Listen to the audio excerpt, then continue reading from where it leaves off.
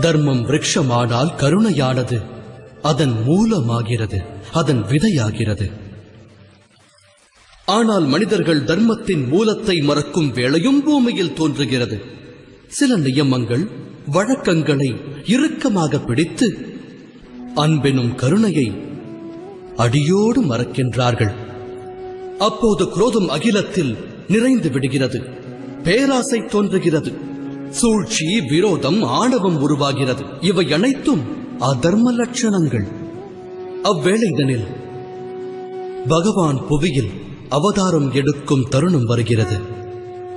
உண்மையான ஞானத்தை அவரே வழங்குவார். தமது வழக்கத்தை தர்மம் என சிலர் எண்ணிக்கொண்டிருக்கிறார்கள். வேறு சிலரோ அதர்ம அடையாளங்களான குரோதம், விரோதம், அகங்காரம் போன்றவற்றால் ஆட்கொள்ளப்பட்டு தர்மத்தை அழித்துக் கொண்டிருக்கிறார்கள்.